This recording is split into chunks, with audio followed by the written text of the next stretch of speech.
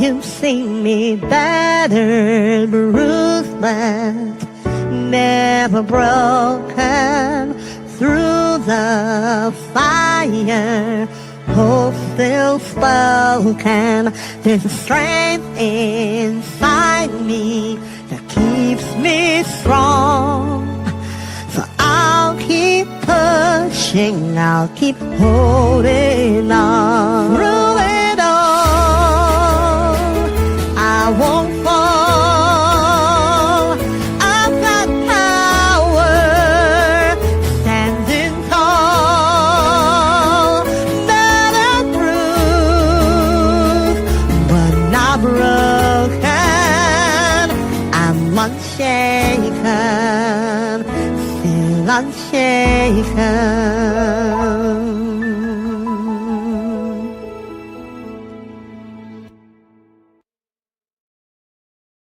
Good night, good night, good night, and welcome once again to Battered Bruised, Not Broken. This is season 9. Welcome. We are so excited to have you here with us tonight because guess what? We have another woman in the room, a powerful woman who's about to share her story with us tonight. And I can't wait for you to hear all about it. Listen, if you just tune in, I want you to share this link with a friend. Make sure you get a friend on the line so they can come to hear her story. I'm telling you, it's going to be powerful and it's going to be encouraging tonight. So make sure that you share so that someone else can also be encouraged as well. So she's here already. She's pumped. She's backstage. I don't want to take up any more of her time. And so I'm going to go right ahead and introduce you to her, to my guest for tonight, who is none other than Dr. Lashonda. Welcome, Dr. Lashonda. How are you? I am doing wonderful. How are you? I am blessed and excited to have you here tonight. I'm honored to be here. Thank you for having me. Awesome. Listen, we're getting ready. I know they're sitting at the edge of their seat. They're like, oh my goodness, what is her story? Because it keeps getting better every week, right? But before we go right into your story, let us start by you telling us a little bit more about who you are and what you do. So I am, of course, as you already stated, I'm Dr. Lashonda Wofford. Before anything, first and foremost, I am a woman of God. I am a wife, I'm a mother, and I am also a grandmother. I am an entrepreneur. I am an international best-selling author, 17-time international best-selling author, award-winning life coach. Um, and that's just who I am. I am also a purpose strategist. So I help those find their purpose through sifting through their pain. And so we can turn that pain into purpose. That's who I am, and that's what I do. Beautiful. You said a 17th time award winning author. Listen, that's a big deal. That is a big deal. Congratulations on that. That's a big deal. And so I know, like I said earlier, they're waiting to hear your story. So let's start from the beginning. I want you to tell us where it all got started for you. So my story began when I was the age of 21 years old. Well, I'm going to backtrack a little bit. I'm going to go back to age 16, right? Age 16, I became pregnant with my daughter. And I was disappointed in myself, only because I knew the pain that it caused my parents. You know, when you think about a teenager becoming pregnant, our parents think about our future. And in their plans for our future, that did not include me becoming a mother at 16 years old, right? And so I worked through that with the support of my parents, with the support of my sister, and family who encouraged me not to give up, and not to be shamed of becoming pregnant. They never called my daughter a mistake. I had some very instrumental people in my life that helped me get through that time. And so now we're going to fast forward to age 21. So I decided to marry my high school sweetheart, which was my daughter's father. We waited until we were ready to be married. Of course, when you're young and you have older family members that believe in, not having children out of wedlock, they want you to get married. But we did not want to do that just because we had a child together. I personally, I did not want him to just marry me just because she's the mother of my daughter. I wanted him to marry me because he loved me and because he wanted us to build a life together. So together we decided to wait until we felt like we was ready. We co-parented, and we still dated each other until we were age 21. We decided, okay, we're ready to get married. We had been building a future together. We had been taking care of our daughter together. And so we felt like that time was right. So we got married. And when I tell you, if there was a cloud 99, we were on it. We were living our best lives and, just continuing to care for our daughter and raise her together and build a life. We had all these dreams and aspirations and goals that we had set that we were going to, work through together. Well, when we got married at 21, we were married for 4 months, 4 months, and then tragedy met me at my front door. And what do I mean by that? I mean that my husband at the time, my late husband, was a victim of a violent shooting and robbery. And so that left him paralyzed from the neck down. Whatever life sustaining medical equipment that you can think of, he needed it and he required it. And so that's what we were faced with 4 months into our marriage. So we went from being parents together, high school sweethearts, to newlyweds, to now I am a caregiver, a full-time caregiver for my husband of only 4 months. And so, that time was really challenging. It was rough, but we got through. Doctors only gave him 24 hours to live initially. They gave him 24 hours to live. And, everybody can relate to, because at some point in our lives, we've all been called into the little room that they call you and your family to say, this is it, set the arrangement, say your final goodbyes. So I was called into that little room 3 times during the span of 10 days. The first 10 days, I was called into the little room 3 times. The third time, as I sat there with his family, listening to the doctors tell me what he wasn't going to be able to do, how he wasn't going to live, how he wasn't going to be able to, have a good quality of life, I asked them for a plan moving forward. Because at this point, this is my 3rd meeting with them telling me all the negative things, all the things that's not going to happen. So at that point, I wanted to know, can you please give me a plan moving forward? Because I've been told he only got 24 hours 3 times now. And each time we surpass the 24-hour period. So what is the plan moving forward? Keep in mind, I'm 21. So you can imagine how the doctors were looking at me. They didn't know how to perceive me. And they even thought that I was in denial. So they started sending psychiatrists to talk to me because she's 21. She doesn't understand what's happening. She has no clue. Her mind is just not mature enough to handle this.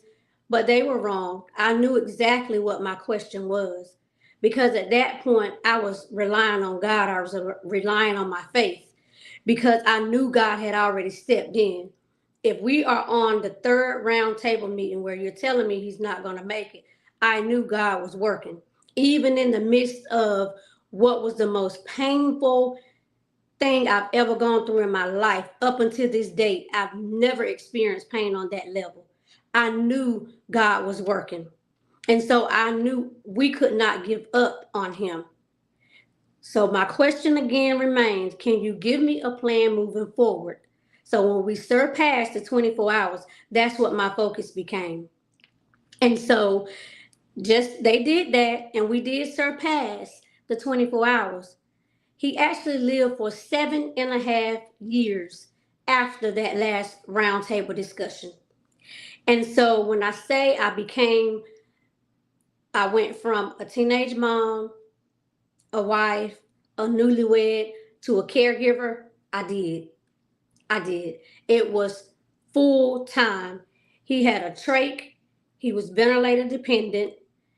Any G-tube, any type of medical device to sustain a person's life, he required it 7 days a week. Could not be left alone. And so we stayed in the hospital for about 9 months. Stayed in the hospital for about 9 months in ICU. Never went to a step down unit. Never stepped down ICU the entire time. And so when it came close to, discharge, I had another meeting with the doctors, and they were telling me to allow them to place him in what they called a skilled facility, because their thought process was, and I kept hearing this over and over, you're so young, you have your whole life ahead of you, you have to focus on your daughter, she needs you. And while all of that was true, I was also a wife, and my husband needed me. My husband needed me, my daughter needed me, and in my mind, my family needed me. And so my heart just would not allow me to let them place him in a skilled facility. I felt like there was enough life in me, there was enough life in his siblings and his mother that we could pull together and help him through this.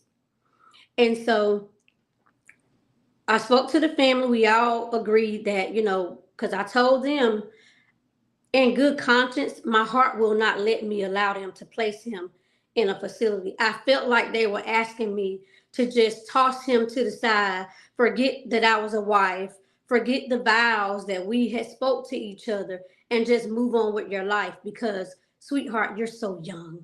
You're 21 years old. You have so much life to live. I couldn't allow them to do that. And so me and his family had agreed that, okay, we're going to do this. We're going they were going to help me care for him at home. So we had to come up with a plan. I had to come up with a plan and a schedule, to show the doctors how I was going to get this done once we were home. So I came up with the plan, ready to meet with the doctors. And right before we go into the meeting with the doctors to present the plan, his mother says to me, sweetheart, we've decided that this is too much. We've decided this is just too much. It's more than we can handle. And you are so young. So we feel like the best thing is for them to place him in the skilled facility. And so at that point, I moved forward with the meeting with the doctors. And when I got into the meeting, I explained to them that it had become from we were going to do this to now I'm going to figure this out. And so I asked them for more time because at the time I had an uncle who worked in the ER. He was an ER nurse, and he had already told me, whatever you need, I will adjust my schedule. I will come help you. I will do what I need to do to help you. And I knew I had family that would step in and help. And so I just went back to the drawing board. I reached out to my uncle, and he was so gracious and so helpful. He helped me through that period of time. So I presented the new plan to the doctors, and it was approved, and I took him home to care for him there. This was not an easy task. It was not. Nowhere, anywhere I would tell anybody it was not easy. But I will never regret the decision that I made because it allowed me, one, to keep my family together. My daughter and her father had such a close relationship, and I wanted to do my part as his wife and as the mother of his child and as her mother to keep their relationship as tight as I could. And I felt like he could get a better quality of life at home where he's loved on and he is the only person that we have to provide care for versus in a facility you have hundreds of residents that need care. And when you're talking about care on the level that he needed it, it can't be rushed. And I know in my heart of hearts that type of care, the care that he got, the special one-on-one from myself and the nurses that I did have, that's what kept him going and thriving. That's what kept him alive for 7.5 years after doctors gave up on him after 72 hours. That is what kept him alive. The care and the love that he got, and just the way that his eyes would light up every day when our daughter would go. I had a bar stool that I would pull up beside his bed because she was only 5 at the time. So she couldn't really see over the bed rail. So I had a bar stool that I got just for her. And I would pull it upside the bed and he would just light up. Every day she would go in, and she would go in before she went to school. And that's where she would go immediately when she got off the bus. She'd go right in the room with her dad because she wanted to tell him about her day. And so that gave me so much reassurance that I had made the right decision.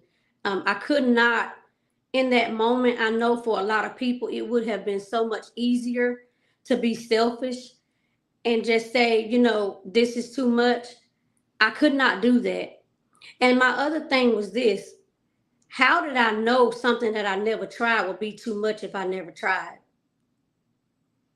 We can't say, again, I did not want to say what was too much and too hard if I never tried. I wouldn't have known that I could do it. And so, but I did promise his mom when I get him home, if it's too much, I will let them place him. But I can't say I can't do it if I don't try. And that was Wow. my process. Wow. Wow. Listen, I want to stick a quick pen here because you said so much so far. And at 21 years, becoming a wife, and then shortly after you became a wife, becoming a caregiver. And through that whole process, as you explained, it was hard, it was challenging, but you kept moving. And I know you said that God was your foundation and your source. So I'm wondering, how did you deal with those persons who, had comments or who thought that you were like wasting away your life? How did you deal with that? I really didn't have a lot of time to focus on that type of stuff. I needed to focus on my family, and that's really what my focus was. If there was somebody who thought that I was making the wrong choice, I just explained exactly what I explained to you guys here. In good conscience and in my heart, I could not just toss him to the side and act as if his life is not important and act as if I didn't have a living husband. My job as his wife was to be there for him. And that's the stance that I took. But as far as, what people thought or had to say, I didn't focus on that. I really didn't have time. I couldn't, because I had to instantly jump in. I had so much to learn. I had so much to do. I didn't have time to focus on the outside noise, if that makes sense. Yep, that makes a lot of sense. And so, okay, so you focused on what you had, because you made some vows. You said to death do us part. You said it's sickness and in health, and you really kept that. And, whether richer or poor, and you kept those vows and you stood by his side. You said it was for 7 years. And so, walk us through that process. At any point, was he able then to speak, or was he able to communicate so you guys could still have some type of conversation? How did that go? Yeah, so initially, for the first year or so, as he built up strength, and as I learned, because I read a lot about his condition, because I wanted to fully understand what we were facing if I was going to advocate for him. And I couldn't do that with a lack of knowledge. So the first thing is I read up on everything I could on his condition, and I learned what to ask for. And so a year into us being at home, he was strong enough to where we could try what they call a Passamere valve. And that's just the connector piece that goes onto the trach to the vent that allows the airway to open up and he can speak. But that too was training for him because he had to learn how and when to speak and not interfere with the breaths that the ventilator was trying to give him. And so he could speak if we used that device. And then a few years later, he had a back set, and then we were no longer able to use the device. But he was always able to nod his head, yes or no, and blink his eyes for me. So that's how we communicated. And other than those things, it was just a matter of taking the time out to understand what his needs were. Because sometimes he would not be able to explain it, and it was frustrating for him as well. Because you have to think about it. This was a healthy 21-year-old man, and then to go from being totally healthy in less than 24 hours to totally dependent on people and devices. So I understood that it was frustrating for him as well. But that's how we got through. We and I came up with different things. Out if I had to write on a dry erase board, and because his mind was intact. Let me say that his mind was intact. So that was a saving grace because he knew what was going on. He knew us, and that made it easier for me to put systems in place so that we could communicate. And we did that. Beautiful, beautiful, beautiful.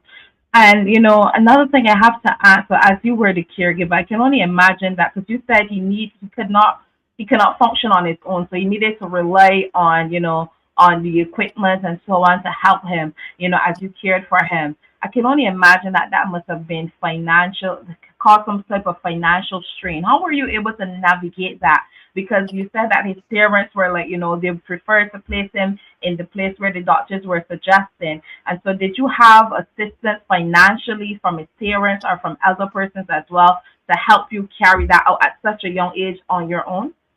Yes, so there was good insurance helped. We were 21, but we were responsible 21-year-olds. So great insurance. And then I did have my parents, his mom, his siblings.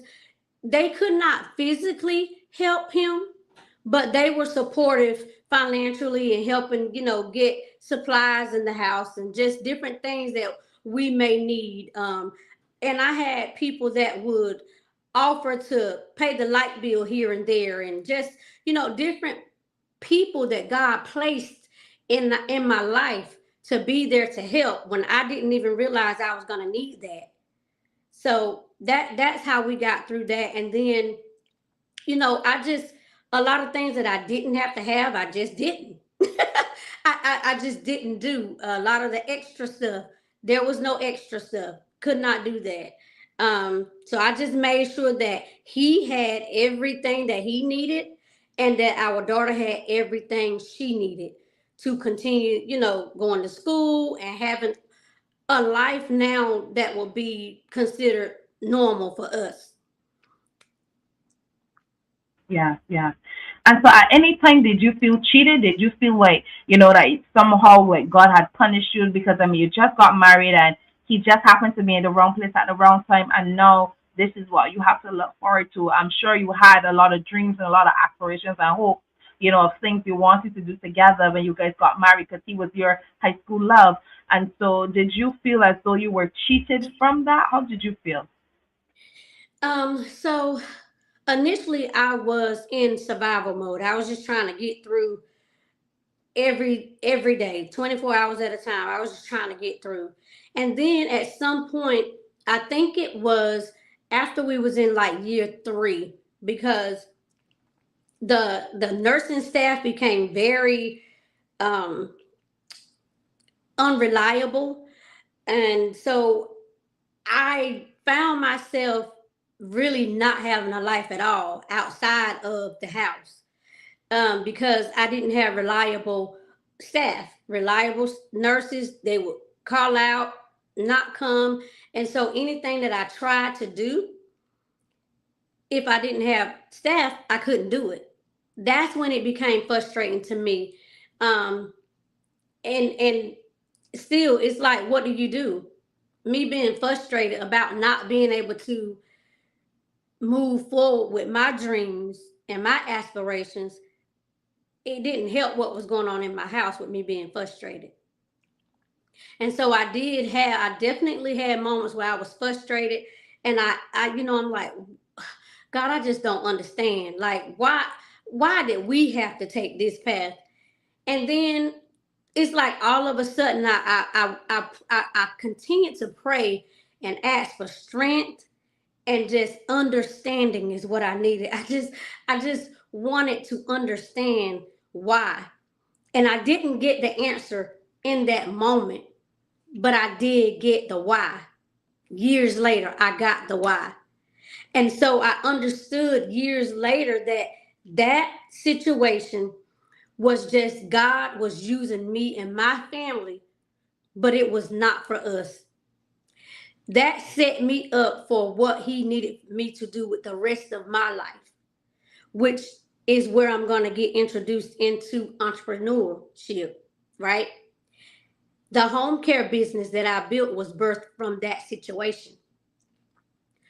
From zero to God gave me the download while I was taking care of my husband, but I said, this is too much. I'm not able to take care of him, build this. And I didn't know what I was doing. I didn't have anybody to help me build it. And so I sat on it for years because I was afraid, didn't think I had what it took. And all that time, God was molding me and shaping me and giving me the tools that I thought I didn't have to do it, and ended up doing it anyway. Wow, that's just amazing. It's just amazing, how God works. You just never know. And because I was about to ask, my next question would have been, during that time, were you able to work? Because I mean, given that he needed, that level of attention, I'm wondering, were you able to actually have a job? I worked a little bit, but again, then here we come with the unreliable staff. So it's like I had a couple of jobs, and then I got tired of, you know, pretty much getting fired for having to call out and not being able to be there. And it's not that they wouldn't work with me, it's because they were asking for something that I couldn't give them, like a notice when I'm going to be out. If I'm dressed and ready to go to work, and then all of a sudden I get a call saying, you don't have a nurse today, I can't give you a heads up on that. And so I know my work ethic, and I just didn't want to I felt like I was wasting other people's time with them giving me, a chance and giving me positions, and then not being able to follow through with them. And so I just, after 3 times, I didn't try anymore. Wow, wow. And so outside of being able to birth your business, your caregiving business from, this ordeal, what was one of the most, like, if you had to say the impactful things that you would have stood out for you, or that you were able to take away from this entire experience that you encountered? The most impactful thing for me for this experience was God gave me a 2-for-1. And I'm going to explain what I mean by that. My daughter is a registered nurse and has been now for 6.5 years. And when she got ready to apply for nursing school, she told me it was because she watched me care for her dad, and she wanted to be that support for other families. That was the most impactful thing that I got out of this entire experience. One of the most impactful, because I was doing what I felt in my heart was right, not realizing I was also teaching my daughter. And so for her to decide, I want to be a nurse so that I can care for. She specifically wants to care for individuals who are trach dependent, vent dependent, quadriplegics, just like her dad. And so I just, that is the most impactful thing. The second thing is, we were able to be a solution to the other families that we met along the way and help them out. And when I tell families I understand what you're going through, I really understand what you're going through. For 7.5 years, God put me on the other side of the table as the client before he moved me on the opposite side of the table as the CEO and founder. And so those are the most two impactful things that I would say I got from this experience, and I would go back and do it all over the same way. Wow, that's powerful. That's powerful. And you said he had 7 more years, and in those 7 years, as you went through the process, after he passed away, how were you able then to, pick up and move forward? Because that had now become your new normal, and you have become so, accustomed to how things were going and wanting to care for him too as well. So, how were you able to navigate that change after, he had passed on? So after he passed on, I navigated that change, just trying to now focus on me and my daughter and moving forward. I carried a certain level of guilt when he passed away. Um, and it was just because I felt like at the time I don't feel this anymore. If I had just rode on the EMS transportation with him, I felt like I would have been able to prevent his passing. That's what I was feeling. I felt guilty because I did not ride with him that day. The one time that I did not ride with him, this is the time that something happens and I'm not on there to fix it or explain to them, okay, you just need to do this and this. And so navigating through that was a whole different experience all in itself. And then I just shifted my focus on, okay, I have to pick myself up because now I have to be the one to carry me and my daughter. And she's still looking at me. She's still depending on me. Yes, I had family like my parents and my sister. I can't go back home now. So I had to figure it out. So I had people that I knew um, that had their own business offer me jobs. Actually, the agency that I used for nursing staff, one of them, the owner hired me for her to be her office manager after, like, she gave me about 4 months. I just needed time to get myself together, and she hired me as her office manager. She said because she was so impressed with the setup, the way I ran things at the house, she actually thought somebody helped me set that up, but they didn't. It was me and my mom. My mom took me to buy all the things that I felt like I needed, and we set his room up according to the way that I thought it should be, and it just worked. But again, that was God giving me that supernatural strength. There's no way I did any of that in my own strength, and I know it. Hmm. Wow, that's just amazing. That's just amazing. And so now you're navigating through this new. And tell us now about, how things change for you because I know it, of course, it's going to take some time. You get back into the realm of things. You got into working the job, and you are obviously starting now to think of the same business that God had given you. At what point did you, or would you say you were open or even thought about the opportunity, the possibility of marrying again? um, you know what? I never focused on marrying again, and I'm gonna be completely transparent right now. I never had plans on getting married again. I really did not. I did not have plans on getting married again.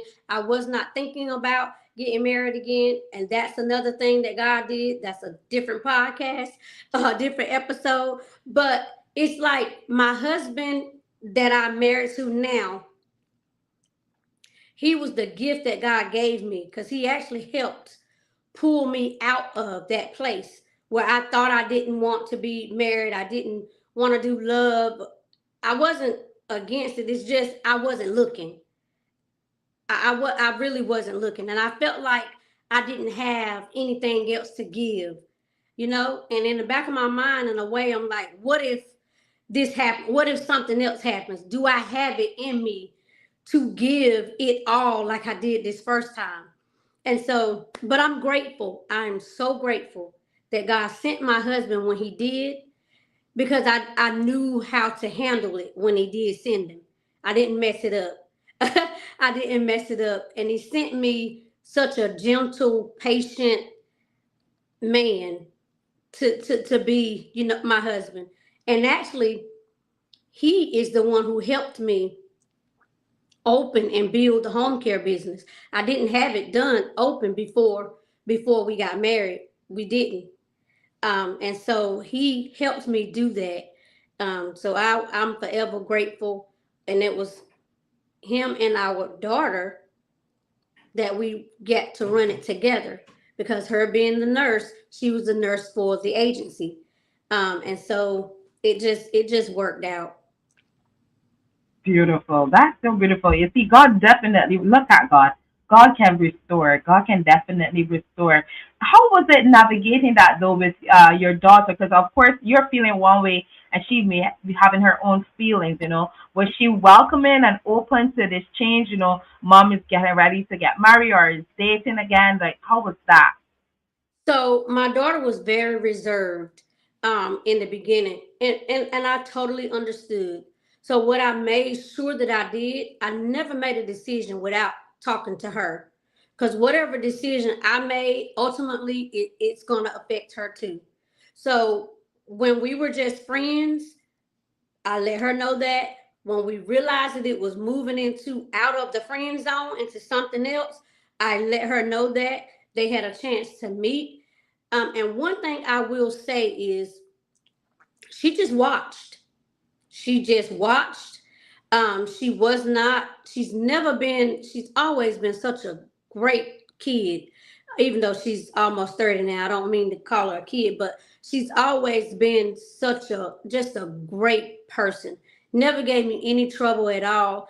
And so she just watched, because she watches your actions and not what just comes out of your mouth. And so, and I give my husband credit all the time for the way he came in. It was just so gentle. You know, me and my daughter still had pictures she had pictures of her dad in the house. I had pictures of him throughout the house. And my husband now, he never rushed us. He did not come in saying, take that down, take this down. He allowed us the freedom to that was our life, that was a part of our lives, and we loved him, and and he understood that. And so he was so gentle. He did not come in trying to take over, trying to be in control. I'm the man, he did not come in like that. He was so gentle and just allowed us to work through whatever we was feeling that day, and he was supportive the best way he knew how. Because again, this was all new for him too. This was all new for him. And so, but it was just the way that God orchestrated this and just worked this out. I think if he'd have asked me, daughter, what can I do to work this out for you? I would have missed the mark. I would have missed the mark. I would have. But he got Wow. it. It's perfect the way that he did it. And so I'm just grateful. And now my husband and it's our daughter. They have the best relationship that I could ever dreamed of. And even now, if there's things that we want to talk through or talk about, with my previous husband, which is her dad, he allows us to do that.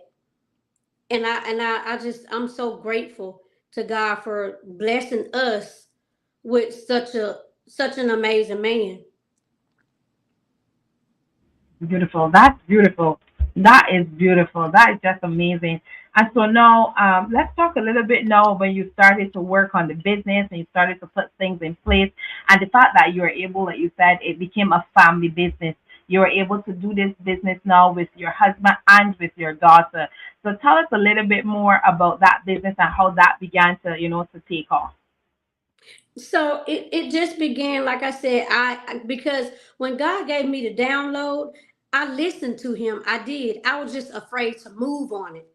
Like I said, I didn't think I had what it took. And so, as he was giving me the ideas, the downloads, I had a notebook and I was writing everything down. I had written everything down. I had already researched to find out how do I apply? Where do I get the license from? I needed to know about policy and procedure. So I did all the work. I just was afraid to move. And so, once we decided to move on it, that's where I started. I made myself a checklist, and every day I would do something to check off that list, working towards getting that business up and running and open. And so at this time, I was working third shift. So I was working as a med tech in an assisted living facility. And I did night shift because I wanted to work the business during the day. And so I would do my third shift. And even in between my med passes, downtime, I was typing policies and procedures. We didn't pay anybody to do our policies and procedures. I followed the rule book that they give, the outline, and I typed our policies and procedures all by myself and got them ready and prepared and submitted the packet to the state for approval.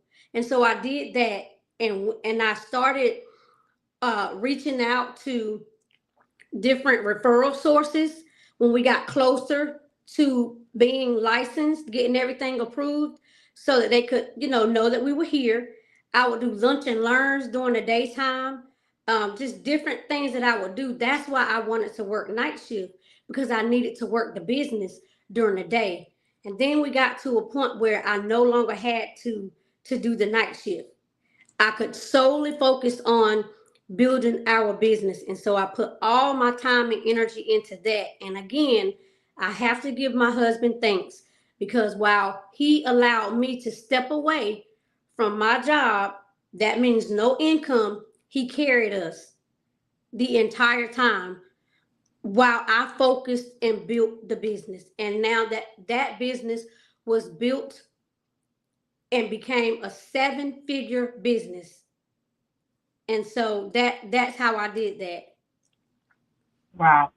That's just amazing. That is amazing. That is definitely amazing. Why do you think that you said, because you said you had everything down, but it was just the fear to go ahead? Why do you think you had the fear? When I looked at everything, like when I opened up the notebook and I saw all the things, I call them downloads. It just seemed so big. And it just seemed like something that I just felt like I did not have what it takes to do it. I did not know about business. I did not know anything really about the healthcare industry. But again, God is strategic in what he does. Because remember, I told you I went and worked for a home care agency as the office manager. So that gave me hands on experience. So those things that I didn't think I had at the time, I learned by working there, hands on experience. I'm talking about from A to Z, everything I learned how to do. And so when I stepped out, I had that experience and my personal experience, which was my passion that fueled me to gotta get, I needed to get this done.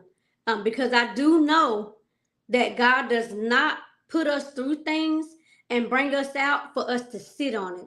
And I felt like I was sitting on my testimony by not moving.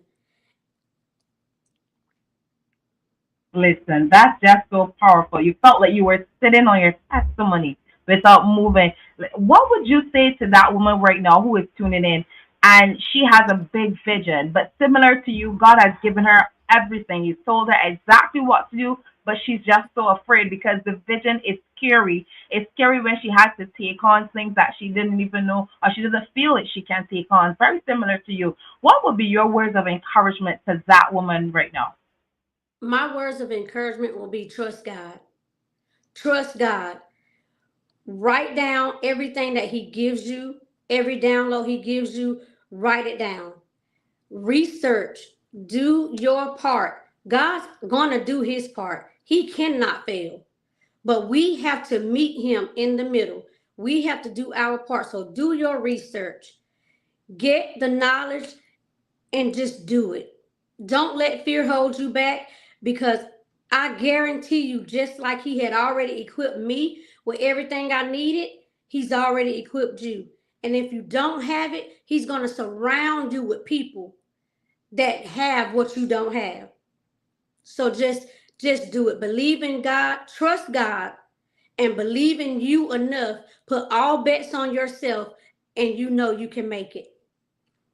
There's nothing too big for God. Nothing is too big for God.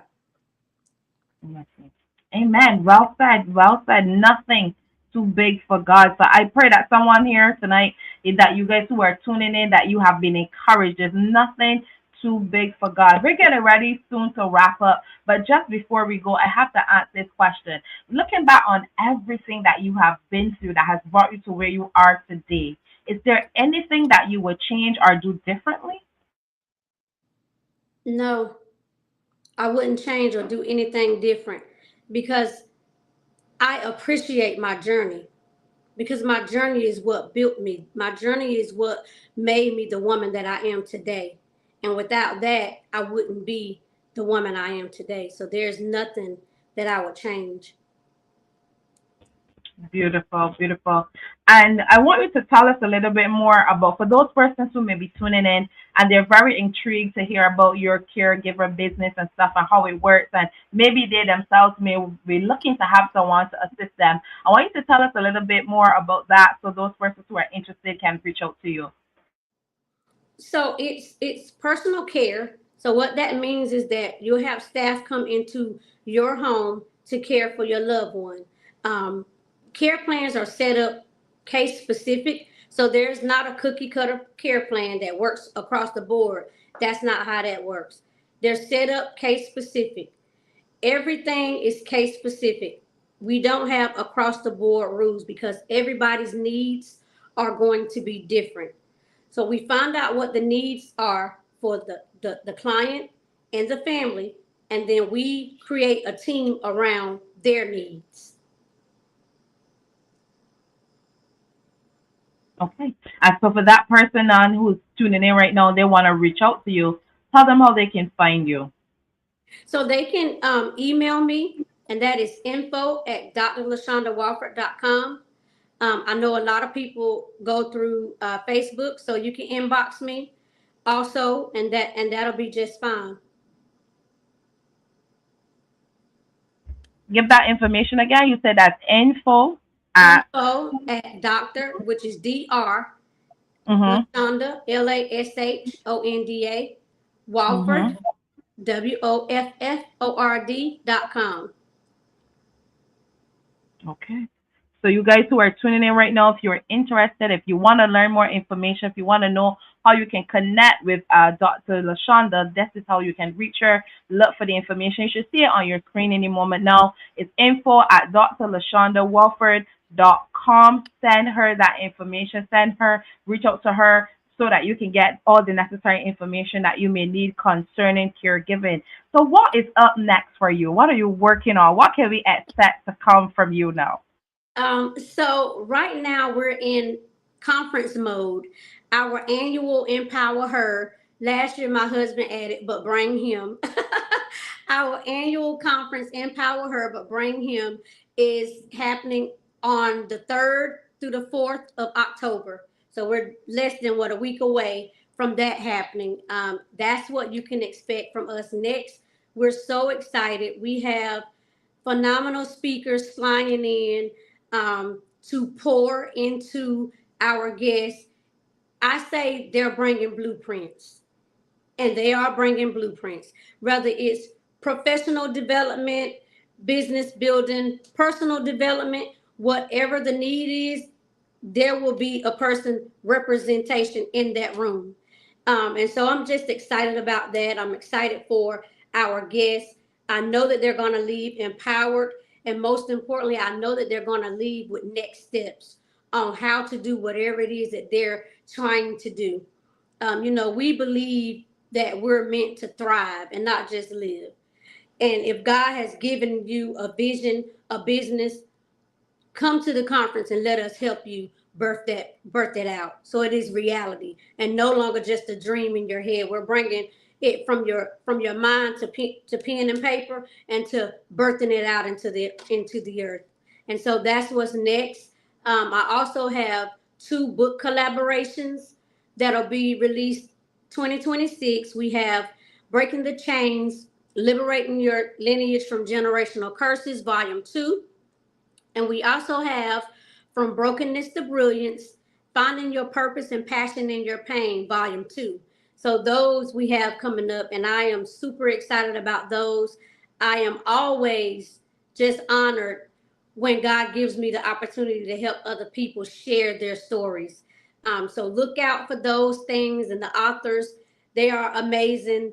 And if you follow me on social media, you'll see the marketing for those, and connect with these authors. They have powerful, powerful testimonies, and they're using to change lives and impact lives, and just be a representation of hope, and let people know that it doesn't matter how deep the pain is. If you allow God, He will definitely turn it into purpose. Amen. Amen. So tell us where the Empower Her but Bring Him conference is happening, and tell us what's the cost of tickets. So right now we're running a special. My husband and I just celebrated 16 years of marriage, and so we decided to give 16% off of the tickets for VIP admission. So right now the VIP admission ticket is 160, but that includes lunch and dinner, and that includes your admission for the full conference. You won't have to worry about anything once you're in there. General admission right now with the 16% off is 120. That is not VIP, so but you will be getting into the conference if you're general admission. Um, and then we're having it at 4 Points by Sheraton in Raleigh, North Carolina. That is where it'll be hosted. Beautiful. And the dates again, tell us the dates when it's happening in October. October the 3rd, which is a Friday, we're kicking it off through October the 4th. So Saturday we will have a full day, a full day.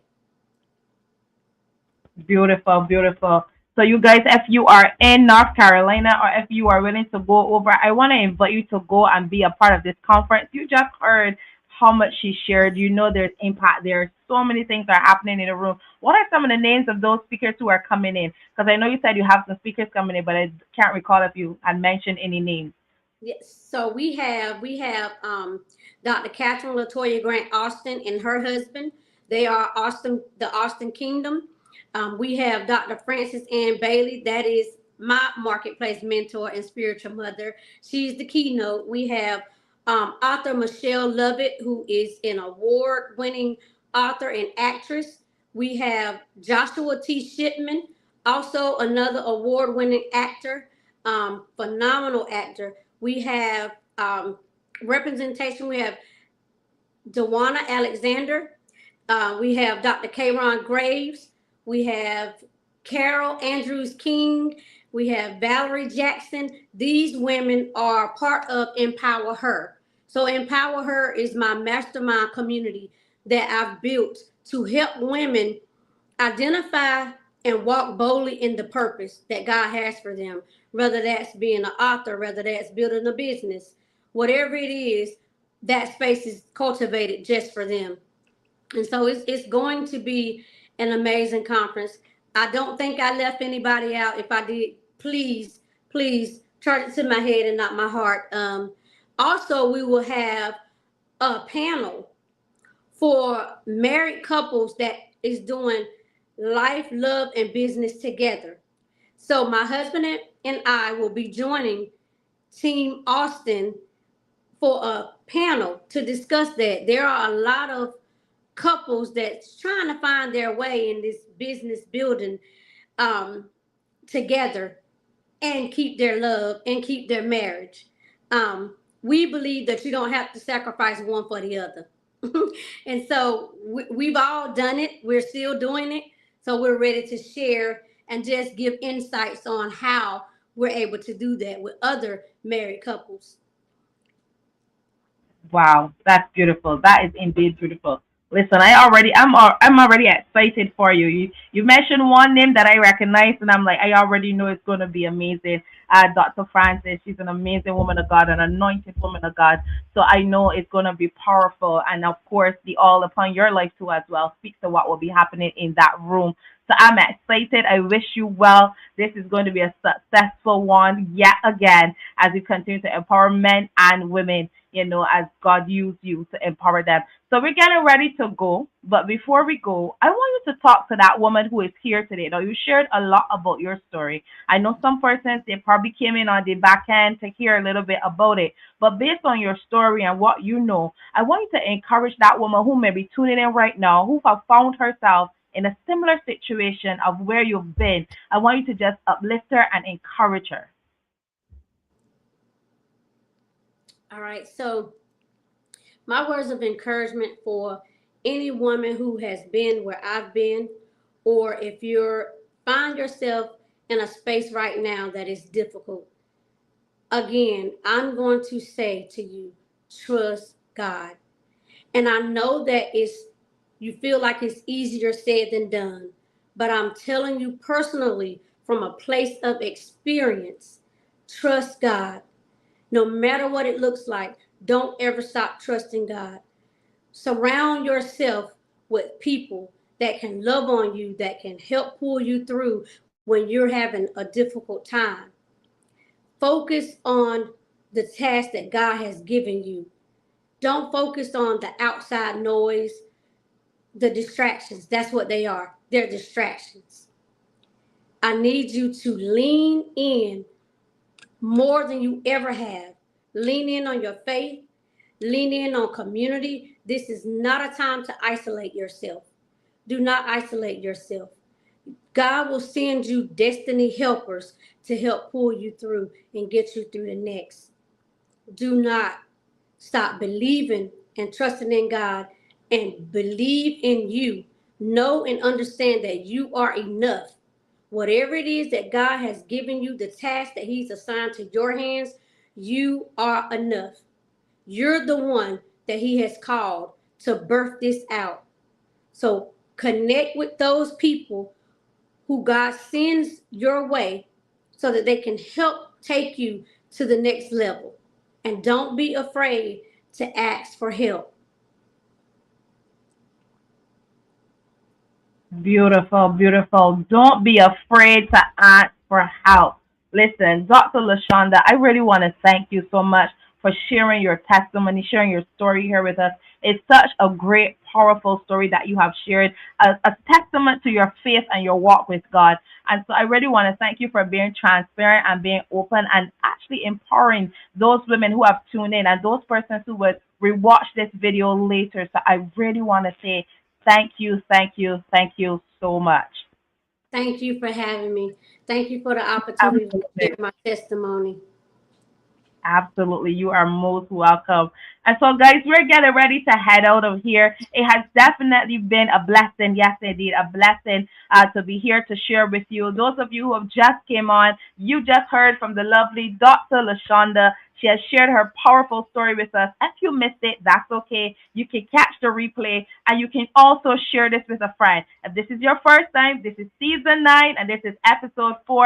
I want you to go right ahead if you have not done it already and like this video and make sure that you're commenting below. If you have not subscribed as yet, then what are you waiting for? Go right ahead, subscribe to this channel. Make sure that you're kept abreast of what is happening and what is going on. Next week, we're back here, same time, with another powerful woman as she tells her story and shares her story with you. So make sure that you're sharing, as I look forward to see you back here next week, same time and same place. Have an amazing night, and thank you guys for tuning in. Goodbye. Goodbye.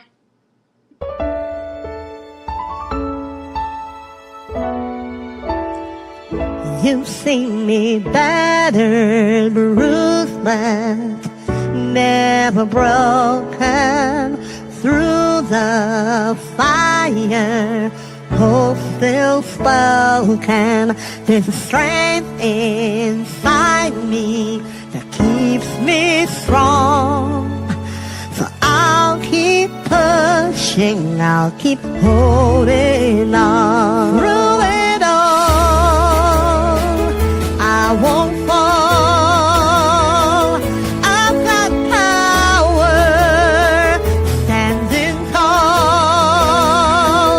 Battered bruised, but not broken.